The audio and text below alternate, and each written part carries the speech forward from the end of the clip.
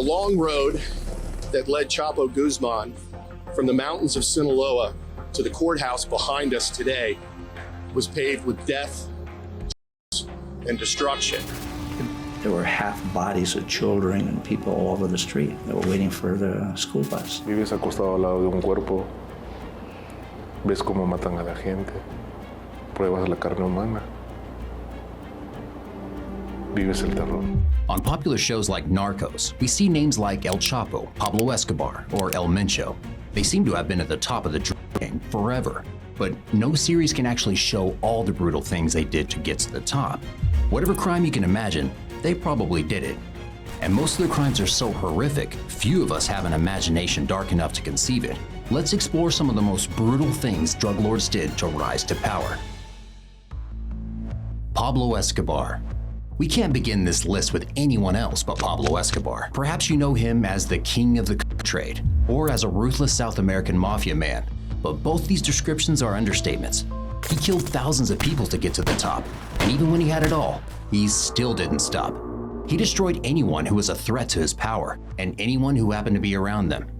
Ironically though, this is exactly how he brought his own downfall. Pablo Emilio Escobar Gaviria was born on December 1st, 1949 in Rio Negro City in Colombia. His father was a farmer and his mother was a school teacher. He grew up with his parents and 6 siblings. Such large families were the norm back then. So was the illegal drug trade. For poor boys like Pablo, this was the only hope of making real money, fast. Young Pablo did well in school in Medellin and developed a passion for soccer and class equality. Soon enough, he was attending street rallies and throwing rocks at the police. He was an active part of the Nadaísmo movement, a culture based on disobeying authorities. But at 17, he dropped out of school and slowly started his ascension to kingpin by doing increasingly violent and illegal things. First, he would steal tombstones, sand them, and resell them. Then, he decided he would go into commercial business robbery using his new motorbike. Then he would steal cars, offer protection against car theft for a price, and give loans. If anyone owed him money, they would immediately get kidnapped. Sometimes, they got ransomed. Sometimes, Pablo would just kill them, just to prove a point. In 1971, he and his cousin kidnapped Diego Echevarria, a rich businessman, and demanded a $50,000 ransom. After receiving it, they beat Echevarria, then threw him in a ditch. So by the time he was 22, murder was completely normalized in his mind. This is how brutal Escobar was. Sadly, he also had an outrageous lust for power, which dictated that he killed anyone who got in his way. In the early 1970s, Pablo entered the drug trade, bringing coke leaves from Peru and Bolivia and refining it into coke in Colombia. Then he would send it towards the US via the Caribbean Ocean. In the 1970s, Escobar's business was so influential that it became the main reason for the boom of coke use in the United States. And as a result of that, it became the economic law of supply and demand. And the Colombian criminals are probably some of the more astute in the world. By now, the king of coke had a fleet of airplanes, and he would do back and forth trips between Colombia, Ecuador, and the US. They had the infrastructure, and they had the know-how. Nothing good happens when you combine excellent know-how with power thirst and psychopathic violence. Pablo's ruthlessness can be summarized into his own motto, plata o plomo. In other words, do you accept my bribe or do you want my bullet? If he could have a judge and an officer or a president in his pocket, fine. If not, he would go after them and their families until they said yes. This is how Escobar became a billionaire. Forbes magazine came out with their richest men in the world, and he was right near the top of the list.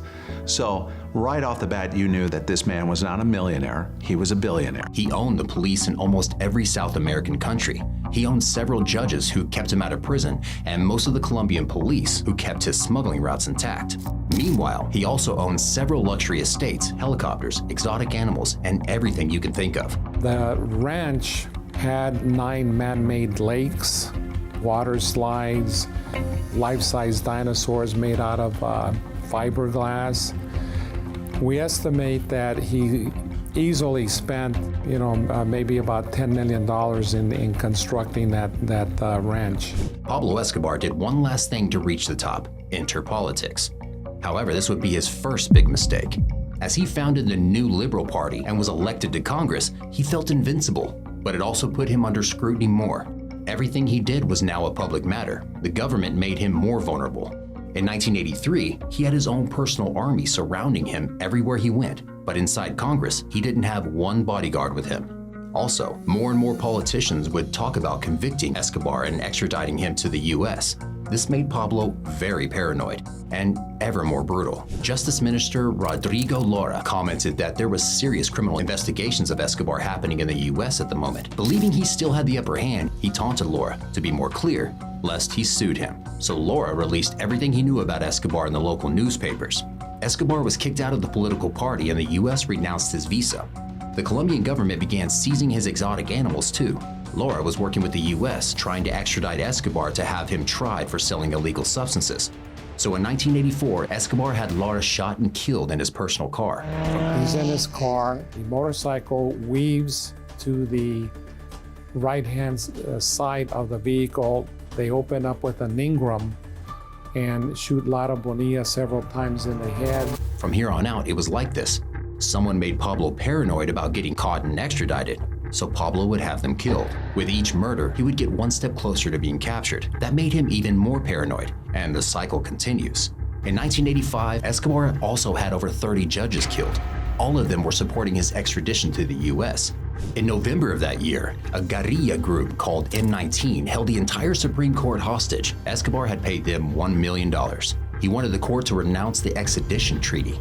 But what happened was a massacre. 11 justices and 40 rebels died. By 1988, Medellin was in a continuous martial law state, and murders were being reported every single day. Bodies would lie in the streets for days, as the police simply couldn't keep up with Escobar's wars anymore. And the kingpin had a big fish to fry too. In August 1989, presidential candidate Luis Galan made it clear that if he is elected, Escobar will be on the first plane to the US. During his campaign, Escobar's men climbed Galan's stage and shot him dead. The Colombian government declared open war against Escobar. The National Police assigned a unit of 200 men to hunt down Escobar. Within 2 months, 30 of them were dead. In November 1989, Escobar's men bombed a plane, killing 110 people. They thought presidential candidate Cesar Gaviria was on the flight. He had canceled at the last minute. He was yet another politician promising to end Escobar, and the kingpin was confident he could just kill him. So not only was Pablo not stopping the violence, he was increasing it. He was willing to do anything to stay in power, even though he felt his arrest was approaching. For about a year, Pablo found a loophole to keep him safe. He struck a deal with the Colombian government, turning himself in, but spending his sentence at a prison of his own making. He built La Catedral, where he had numerous rooms, a football pitch, a spa, chef-made food, and frequent parties. That wasn't gonna stand. So when he heard he was going to be taken to a federal prison, he escaped and lived on the run for a year and a half. He was alone and afraid, and his cartel soldiers were dying by the dozens every day. The DEA and the Colombian government and the guerrilla group Los Pepes set out to eliminate every bit of Medellin until Escobar would finally be captured. In one last brutal move, the king of tried to assassinate the head of the Colombian security office with a car bomb in January 1993. The target wasn't hit, but several civilians took the hit hard. 21 dead and dozens maimed. There were half bodies of children and people all over the street that were waiting for the school bus. A day after his 44th birthday on December 2nd, 1993, Pablo Escobar was tracked to his aunt's house in Medellin and killed in a shootout. The very first message transferred over the radio was, "Viva Colombia! Matamos a Pablo Escobar." In a city where seeing children's maimed bodies on the street was normalized because of this man. It's easy to see why people would rejoice at the news of his death. Shockingly, thousands of others mourned him, flooding the streets after his death. They still saw him as a Robin Hood figure, taking from the rich and giving to the poor. Pablo Escobar's controversial legacy is a result of one last brutal thing he did to maintain power. He brainwashed his own population with altruistic gestures, like building high-end restaurants, football pitches, and housing for the poor. He painted himself as a good person from a rough background who wanted nothing more than to give back to the poor people of Colombia. But he didn't tell these people about his dozens of mansions, helicopters, or barrels stuffed with billions of dollars. He had so many of these that most of them are still buried and no one knows where. Few people are as power-hungry as Pablo Escobar was. He killed, maimed, manipulated, and threatened thousands of people just so he can feel like the king of the world for a few more months. El Chapo. Archibaldo Guzman Loretta was born on April 4, 1957, in a tiny village called La Tuna in the Sinaloa municipality. Since he never reached an impressive height, he got the nickname Shorty or El Chapo. El Chapo was born in Sinaloa, a land known for its rich drug trade since before he even existed. In 1914, the United States banned cocaine and heroin. That's when farmers in Sinaloa thought it was a great black market opportunity. Yep, Sinaloa had been producing drugs for over a century. Today, Sinaloa is one of the world's biggest hubs for the very same drugs. Esta es la bola, la que da la goma, la que da la heroína. Esta se raya con una especie de navaja y por acá sale lo que es la heroína. El Chapo grew up in the 1970s when coke use in the US was skyrocketing, mostly thanks to Pablo Escobar. The 1980s saw a peak, an epidemic, if you ask authorities. This is crack cocaine. It's as innocent looking as candy, but it's turning our cities into battle zones. Now, Escobar and his Medellin cartel were down in Colombia, but Mexico saw an opportunity. Colombian powder would have to pass through Mexico to get to the US, so why not partner up? This is how the Guadalajara cartel was formed. It was Mexico's first modern cartel and business was booming, until the DEA destroyed the organization in 1989. The Guadalajara cartel was also El Chapo's first workplace. In the early 1980s, he became a prolific smuggler for El Padrino by building exceptional tunnels leading into the US.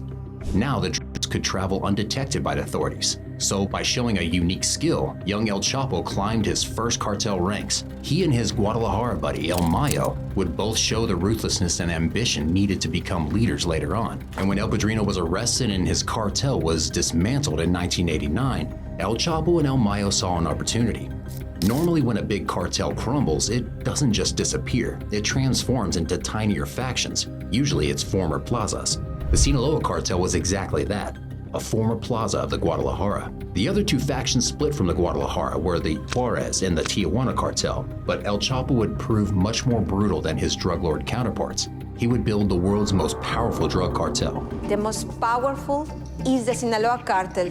Almost the 70% of the world is infected by this cartel. El Chapo did a few things differently from the Juarez and Tijuana leaders. First of all, the Sinaloa didn't operate like a strictly organized pyramid with a chain of command. Rather, it was a loose network of traffickers, adaptable to various situations. O sea, hacen una vaca de los narcotraficantes aquí en Sinaloa, ofrecen un billete, juntan para tanto, ¿sabe qué? Va a llegar tanto día, tal día. Por eso es muchísimo el dinero que viene. Entonces, a lo que tengo entendido, venían 50 kilos de fentanil ahí para distribuirlo todo el estado de Sinaloa. So huge shipments, huge profits clear big leaders, but a lot of small leaders who can move around a lot or even disappear. So the structure is one that, on the one hand, has clear lines of commands, but at the same time, there is enough flatness to it that losing a particular branch or particular segment of the network doesn't bring the whole organization under. So if a small boss is arrested, the Sinaloa cartel has enough people to replace them and continue making profits. This level of organization proved superior to any other cartel in Mexico. Even when Los Zetas was formed in 2010 and brought their monstrous paramilitary violence to Sinaloa, they lost the battle. Their brutality surpassed El Chapo for a few years, but it also brought about Los Zetas' end. Mad dogs aren't very good at leading a big organization or thinking financially. However, don't be fooled by El Chapo's business knowledge. One of the other things he did to reach the top of the game was extreme brutality with his own hands. El Chapo was arrested for a third and final time in 2016. A year later, he was extradited to the United States. During a year-long trial, several people who used to work for him testified against him. Some gut-wrenching moments were revealed. El Chapo enjoyed torturing and murdering his rivals with his bare hands. He had burns made with an iron on his back. His shirt was stuck to his skin. He had burns with a car lighter all over his body. His feet were burned. After torturing this poor man for information about a rival cartel, El Chapo kept him in sort of a wooden chicken coop for days on end. He interrogated him, but the man wouldn't say what El Chapo wanted to hear. So El Chapo would shoot him, but not fatally, over and over again. He would bury him alive a few days later. And in 2010, El Chapo killed a rival cartel member, Hugo Hernandez. Then he cut his face and sewed it to a soccer ball. The rest of his body was found cut into tiny pieces in 2 ice chests. His message was for the authorities. Hernandez's face sewn onto a football was left in a plastic bag near City Hall. A note read, "Happy New Year, because this will be your last." The rest of his body was cut to 7 pieces and thrown around Los Moches in various boxes. Another time, El Chapo received a gift from his sicarios, 2 Los Zetas men. According to men, El Chapo personally beat them for hours until they were limp as ragdolls. They were completely like ragdolls. Their bones were totally broken. They could not move. And Mr. Joaquin was still hitting them with a branch and his weapon too. Meanwhile, El Chapo and his sicarios prepared the men's deaths. And Guzman ordered his men to dig a hole, Valdez said, and filled it with wood and get a fire going. Then tying the Zetas to the back of 2 ATVs, they drove the prisoners to the edge of the pit, where the pistoleros had gotten a raging fire going, and dumped them on the ground. And when he didn't simply dump his victims' bodies, he had his soup master, El Pozolero, dissolve the bodies into huge vats of acid, literally turning them into a crimson red soup. El Chapo had a knack for violence that exceeded most lords. Under his command, Sinaloa soldiers were taught to be brutal and merciless. They would shoot first and ask questions later. Have you all, killed people with these guns? Pues sí, pero si no conoce la gente, el problema es que mate pues, uno de mis compañeros, alguien conocido, pues familia. Pero yo supongo que si no lo conoce uno no siente nada. Their soldiers are completely desensitized to violence. From the outside, there's nothing more brutal than torture and murder, but to the Sinaloa sicarios, it's just a day in the office. It's still quite hard though, isn't it? It's like another human being. Does that ever weigh on the conscience? You think about it? Pues no. No es difícil porque si no lo llevan a uno. Even when soldiers are confronted with their own violence against civilians, women, or children, they still deny any guilt or responsibility. Do you consider yourselves kind of like terrorists? No, nomás lo que hacemos, nada de otro tipo de acto contra la sociedad que esté mal. A couple of days ago in Culiacan, a police officer was kidnapped. I suppose to me that seemed like acts of terrorism, if you're kidnapping police. Pues usted no sabe qué puede hacer el policía. Muchas veces es un policía corrupto que hacen cosas indebidas, pero alguna razón haber tenido para ese hecho, no a nadie lo levanta nomás por puras ganas. El Chapo knew another thing. If he wanted to become the ultimate kingpin like Pablo Escobar, he had to infiltrate the government. You can't kill everyone. Some of them you have to bribe. Much like Escobar's Plata o Plomo motto, El Chapo bribed officials in order to protect his smuggling routes and to protect his sicarios when they kill innocent people. Savvy and ruthless as he was, El Chapo infiltrated the government until he had several high-ranking officials on his payroll. So every time the Sinaloa cartel makes $1, some pennies enter the officials' pockets. This way, instead of fighting the Sinaloa cartel, the government protects them. Why do you think they let you do what you do? Porque la mayoría de las ganancias van a ellos, para los altos mandos del gobierno. Sheesh, it's hard to see an end to this when there are high-ranking politicians protecting the Sinaloa cartel. But wait a minute. Isn't El Chapo in prison? Yes, he is. He's serving a life sentence at the ADX Florence, the United States' highest security federal prison. He is never getting out, nor can he conduct his business from prison. So the Sinaloa should be slowly crumbling, right? Wrong. You see, El Chapo did one last brutal thing. He groomed his sons into ruthless kingpins. El Chapo prepared his 4 eldest sons into taking over the Sinaloa cartel in case of his demise, and he started out when they were just kids. They became desensitized to violence and saw their father as the absolute role model. So when he was arrested in 2016, Los Chapitos raised the Sinaloa game even further.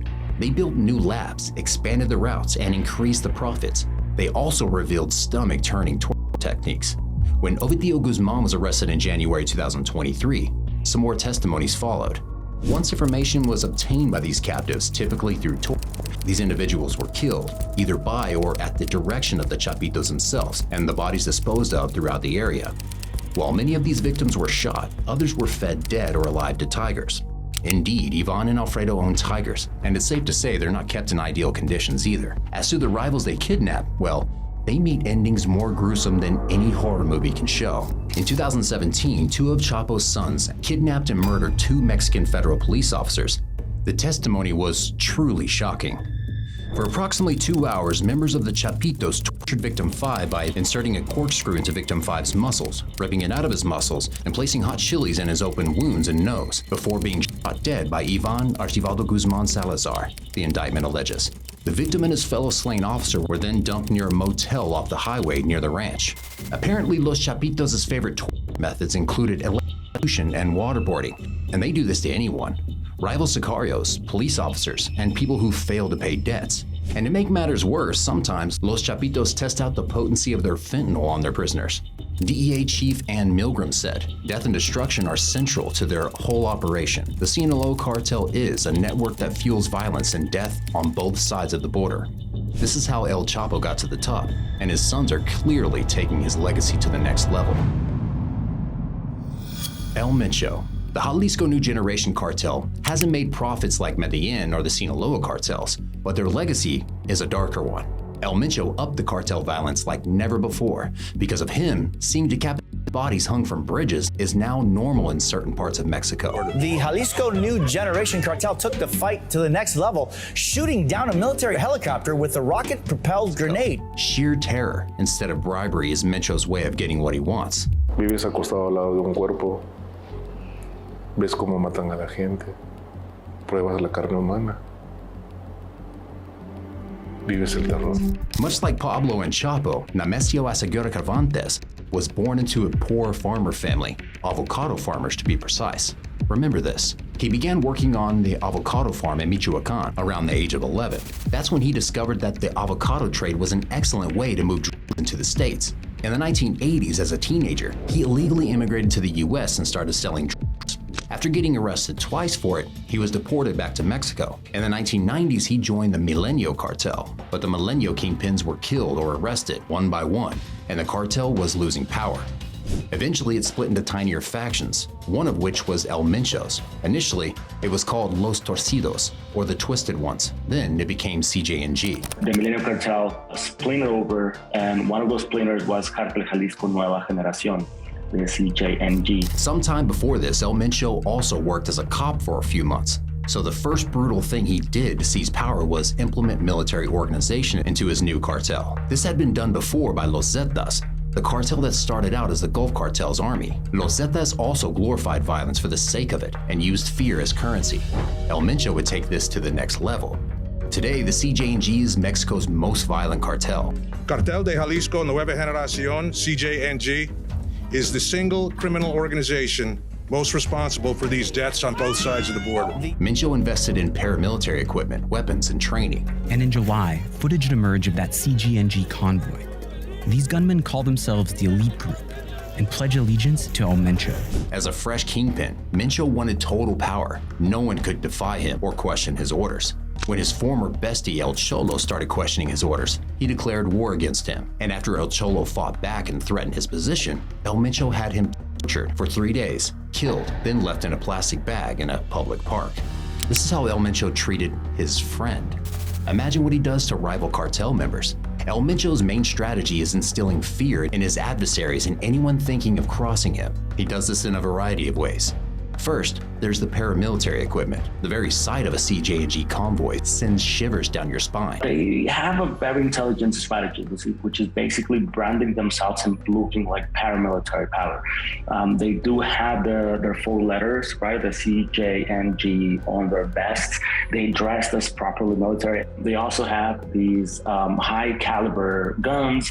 They have what they call those monstruos, which are really basically like man-made tanks, you know? Another way of spreading fear is a CJ&G's infamous videos. El Mencho made it a reoccurring thing to torture his enemies and murder them on camera. His sick assassins then raise the victim's head to the camera and threaten to do the same to anyone who goes against the CJ&G. If that's not pure evil, I don't know what is. And El Mencho made sure he employed the very worst people, sicarios who take pleasure in boiling, burning, and even cannibalizing other people. It's worse than any horror movie. El Mencho did something else, something no cartel had attempted to do before. He started going for the military.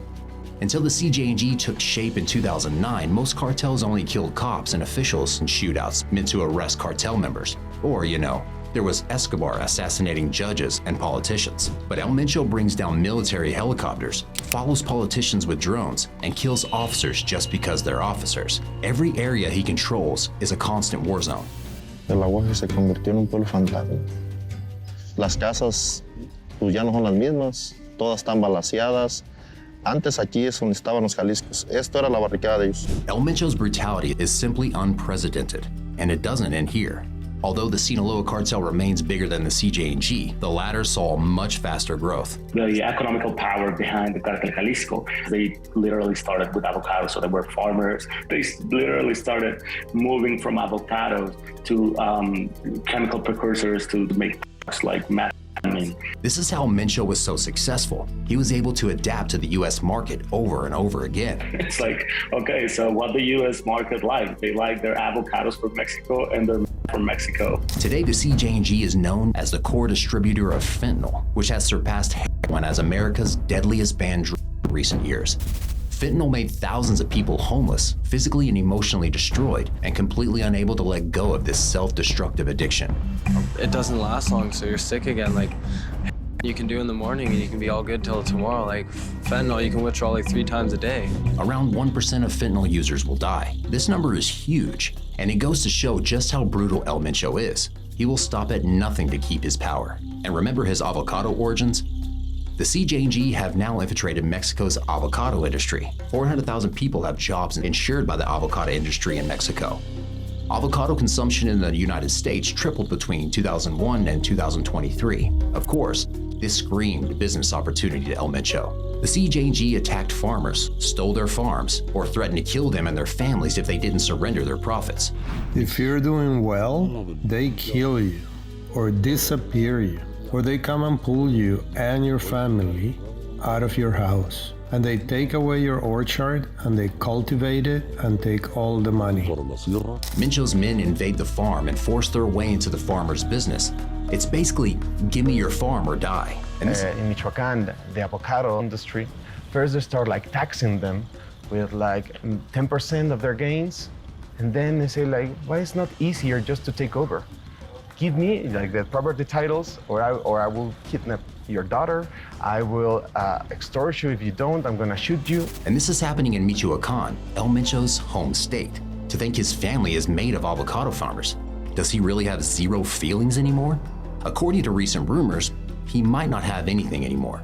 In February 2022, unconfirmed reports came up that Mencho died in a hospital following a respiratory arrest. If this is true, the cartel will do its best to hide it. Rival cartels will swoop in for control the minute it's confirmed. But it's also likely the rumor was started by a rival cartel, trying to undermine his authority and destroying the CJ&G. Either way, the CJ&G is still doing well and still holding up as Mexico's most brutal cartel. Did El Mencho create a legacy so tough it'll be around years after his death? Or is he alive and well, in hiding, surrounded by his personal army as always? Thanks for watching, guys. What do you think about these drug lords? Do you know of any other brutal stories from the narco world? Let me know in a comment, and before you go, don't forget to like and subscribe. See you next time.